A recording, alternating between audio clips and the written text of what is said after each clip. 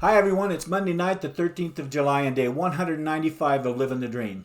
My power statement for today said this: I will do all I can to finish my taxes, and if there's any time, I will begin once again to work on the remaining pieces of the Facebook ad for my focus group that I get my 10 participants with. Here's my to-do list for Monday. Not very long. The highlighted one is my most important task, which was to do my taxes, and my fun task for today was to go through my Google Drive and review all the files I have loaded up on there in 5 separate folders now that I got set up for the participants to use. And my exciting task was to type up all of the worksheets I did for my own business and have them all there as an example in a folder for Coach B's worksheets so they can see what I'm meaning by the work that I do on my own worksheets that they're going to do each of the lessons. So that's really kind of fun. That was an exciting task to do. Anyhow, I got my accounts, I checked my emails. Monday task done. Man. Next, Croy says, get honest with yourself. What didn't go well today, Marty, or what could you have done better?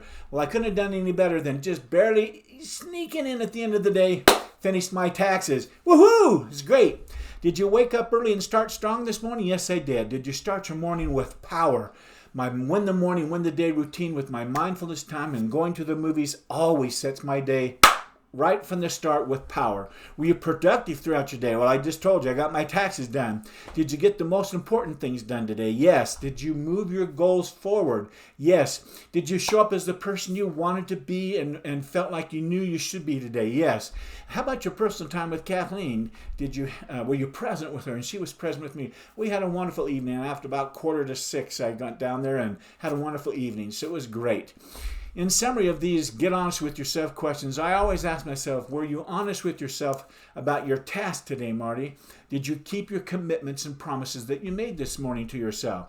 Well, I was so excited to get after things today because I felt pretty sure that I could get my taxes done by the end of the day and even get started on some of the things that I know are going to help me get that ad up and going for the group participants.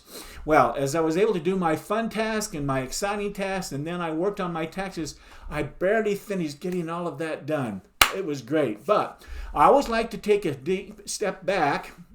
Even though it's at 5:30 or so, I decided to step back and sleep on it. I always like to do that when I'm doing my taxes so I can then see how things go and feel good about it and click the submit button. And so tomorrow morning, I'm going to look through them all again, just to kind of go through that everything's right, and then submit that button. The taxes are sent in. The next question is, what movies did you watch in your mind today, Marty? Did you make time for them? And were there any new movies that your two amigos brought to the screen of your mind during the day? In other words, did you make any new movies? And if so, what were they about? Well, of course, I watched my Mindset is Everything videos, your must-see TV favorite 5s, during my mindfulness time, like I do every day. It is a experience of going to the movies habit that I got going now. I just do it, and it's great. It's how I get my juices flowing for the day, and it adds to the excitement I have for getting up and getting on with things up in my office. Anyhow, Christ has to do this. Next were there anything that didn't go well today, Marty? In other words, was there one thing you could have done better? What would that one thing be that would make all the difference going forward? And what's the one thing you'd want to get done tomorrow? Even if the day goes sideways doing it, you'd still feel like a success and like you've accomplished something great getting it done. What would that thing be? And if you can figure that out, then write it down as a power statement. Well, besides not being ready to send in the taxes to the federal government and then to the state this evening, early as I was just finishing up the day, I got everything else done. Everything else was fine today. So my taxes are done pretty much. I'll send them off tomorrow. But I still need to review them one last time, like I said. And that's not a bad thing, or having something go wrong, or nor did I fail today. That's important to make sure it's right and then send it in. So today was a great day. Now, for my power statement for tomorrow, I typed this out. I will review my taxes one last time before I send them off, and then I will get after doing the recording for the people that I don't select as the participants for my focus group campaign. Hopefully there'll be more than the 10 that I finally decide on, and I want to have a little video that I record and send off to them to tell them what I'm going to do for them. Next, Troy asks, were there any mistakes or failures I had or that I made today that I can turn into a tool of success going forward? Well, like I said, today was a great day. I'm so happy to have my taxes behind me once again. Check, number 44 years. So, no, I didn't have any failures today. I also didn't make any mistakes on my taxes, at least as far as I can tell. I'm sure they're just fine. Anyhow, I answered all the questions. That's what matters.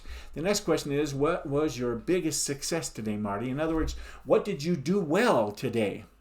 What can I do better? What did I do well? And what am I grateful for? Those are the three main questions of the end-of-day success routine. And so this is, what did you do well today? Well, my biggest success today was finishing my taxes. Check. Bam. Done. Period. The next step of my end-of-the-day success routine is rate my day's effort. And so I gave today a 10, of course. I gave it a 10 because I worked at the speed of 10 all day long, right up until 5:30, focusing entirely on finishing my taxes. Today, I worked fast and steady until I got it done. Check. Okay, I want to end the day strong. Here's what I'm grateful for today. I'm grateful for the concept that says it's never too late to start and go after your dream. It's never too late. Over the next few weeks, you will realize how much you can still accomplish in the years you have left. I'm 66 on the 27th of this month.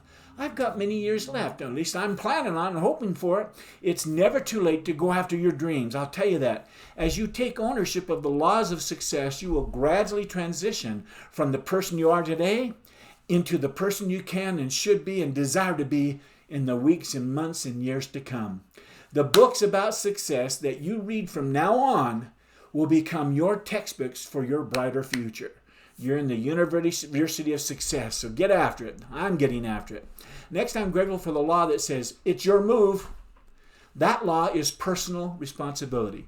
Unlike most schools of higher learning, the University of Success has no graduation ceremony, no diplomas signifying you have survived the system, nor will there be any final exam or degree confirmed or conferred upon you. The only reward you will receive because of your efforts going forward from this point on will be how much you manage to change your life for the better in terms of peace, contentment, and pride, as well as material gain.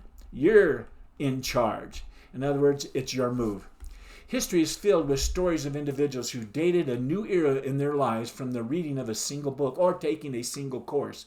May your name eventually be added to that already impressive and glorious list, but it's all up to you. No one else can live your life for you from now on. No one else can succeed for you. It's your move. This is what living the dream is all about.